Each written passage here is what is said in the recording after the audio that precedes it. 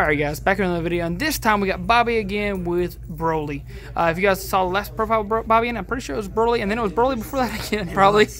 So he took the new Set 7 Broly, and he really likes it, and he's going to talk about it a little bit.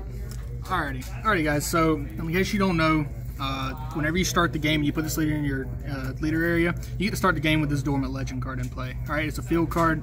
I only run one in the deck.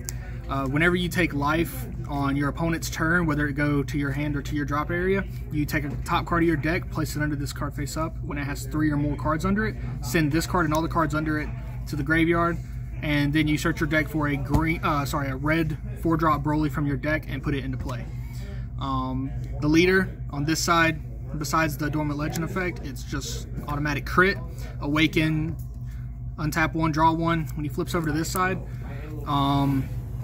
auto draw, activate battle once per turn, choose 1 card in your hand, and then KO some of your opponents with 10k power or less. This deck mainly works around negging your opponent's power on their battle cards, so this effect comes in handy a lot. Alright, so let's go ahead and get into it. As I said, the 1 Dormant Legend. Alright, in this deck I run 4 Dependable Mom Bulmas. This card comes in really handy, especially being a red 0-5k for your arrival plays. Also giving something on your field plus 5k and drawing a card. It's just gives you the hand advantage that you need. Next, 4 green OGs. Top 7, add a green Broly from your deck to your hand. It can grab a secret rare. It sure can. Alright, here we go. 4 of the dual color Brolys. Energy, exhaust, that's really the main thing. He's a dual color. He comes in active mode if you have a dual color card in your energy area. It's just fast mana. It's really good. I was able to play it a couple times to try to get game to have take away somebody's hand advantage. It makes them discard a card whenever you play it. You can also play it off Dormant Legend, but it's not really that relevant. Yeah. Here we go. 4 of this Broly. This Broly right here came in handy a lot today. A lot of decks today just stall you out until they're going to kill you, basically. So this card right here, you send 1 Dormant Legend from your field to the graveyard, you play this card for free, and you can activate your leader's Awaken. Helps you awaken early. Gives you a 90k body on the board as well. 4 counter reversals. Alright, this is one of your main targets whenever you crack Dormant Legend, whenever it has 3 or more cards under it. Go get counter reversal. Whenever your opponent activates a counter skill once per turn, deal a damage to him. And it's also 25k on your turn and can attack battle cards in active mode. It's a Jiren, yeah. And the Jiren, old Jiren, but it doesn't restand. Yeah, I mean, but he's just really good. I mean, if your opponent's sitting in 1 life and you summon this guy, I mean, what are they going to do? They're not going to negate. Alright, this is the other target that you're able to get. You can really mix and match and choose whichever ones you want to do. This one right here is also an arrival card, but whenever he comes into play, you give a battle card on your opponent's side of the field minus 10k. And auto, whenever your opponent combos, discard a card from your hand and take away that combo power. So how this works is it doesn't have to be the first combo. It can be any combos. It can be any of the combos that they're doing, so you don't always have to activate it on the first one. You get to choose which one. It just keeps going until it resolves. And then it negates the skill for the duration of the turn. Alright, here's the big boy. Pretty SPRs. Yes. Gotta make it pretty. Alright, this guy right here is a rival red-green. Single strike. Whenever he enters the battlefield, ignoring barrier, give 2 of your opponent's battle cards minus 15k. Alright, it's real strong, especially whenever dealing with U6 veggies or anything of that nature. His second ability is just like the 4-drop, except you don't have to discard a card, and takes away combo power. Then we got this guy, the SS3 Scramble. This card helped me win a couple of games today. Very good. I really enjoyed playing it. Whenever he's a rival, triple red, 2 green. Whenever you play this card, you can crit 1 of your life, and you deal 2 damage to your opponent. And whenever your opponent combos with anything 2 or less, the combo goes immediately to the drop area, so they get to retain the power. So when you play this card, you should be winning. Now out of the Broly package, let's go ahead and get into another thing. I played 4 Vegeta the Cruels. Alright, this card here is Counterplay. If you have a dual color card in your energy area, it reduces this cost by 1. Whenever you play this card, KO a 4-drop and your opponent whoops a card in their hand. All right. 4. Match Mach Speed Kaioken Son Goku. Same thing, reduces the cost if you have a dual color card, but whenever he enters play, you give something -10, and if it's your opponent's turn, they get another -5 to any other battle card. So it gets them veggies. If they wanted to go ahead and summon something on that, he can -10 something on one of their targets, and then -5 the other target. I mean, they're only 4Ks. All right.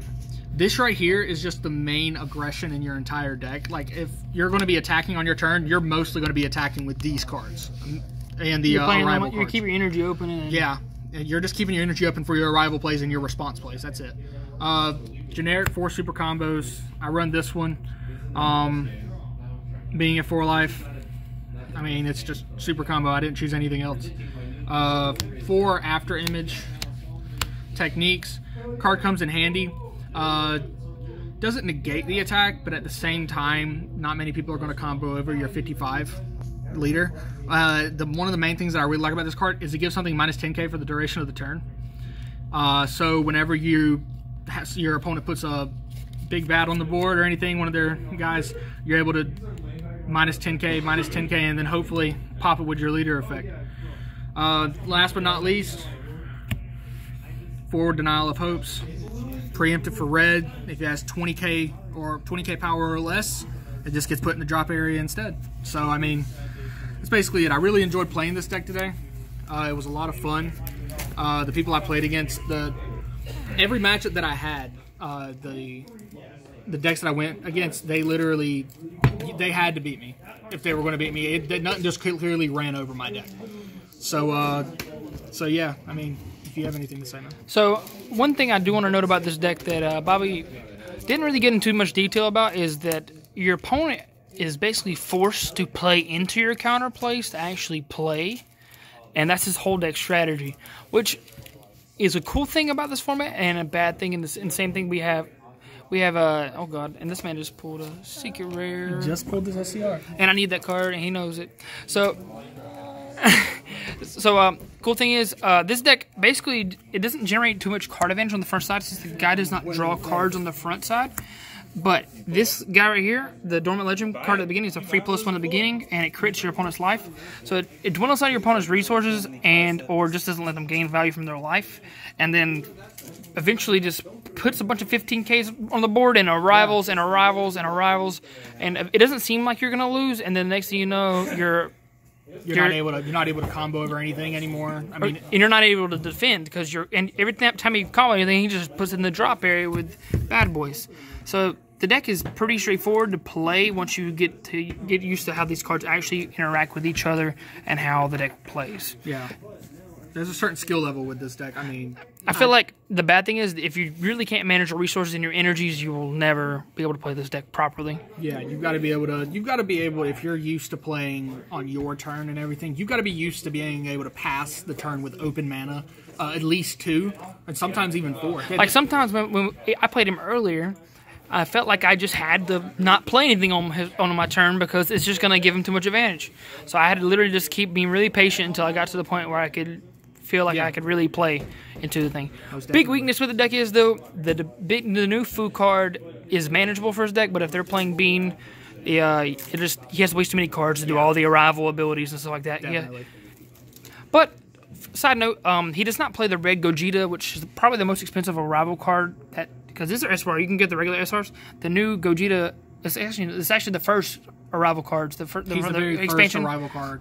Those are the most expensive arrival cards right now, and this deck doesn't need it. And the reason why he does not play it is mainly because he can't afford to tap the energy and or waste just to pop a 4 cost or lower battle card. Yeah, a lot of people say that since it's like a double strike, it's something it's good to have, like a double strike. But I mean, over time, this deck's not trying to beat your face in. Exactly. It's not trying to beat your face in. I don't care about a double strike every once in a while. I mean, in my sideboard, I do have it just in case for those matches they're going to stall me out, just so I can abuse the crit on this side. That's it. A lot of times he just beats the resources they have and then kills a lot of their dudes. Yeah, I just kill their guys minus their guys, and then I come in slow. But I mean, whenever you combo, I mean, you better combo extra. He just starts popping all your combo cards. So if you do waste cards on combo, Good thing is Senzu Bean does get around it. So It does. There's Senzu Bean, ways to extra play cards. around these cards, but if your deck doesn't have them, it just gets ran over. Exactly. But I appreciate the deck profile, and we'll see you guys next time with more content.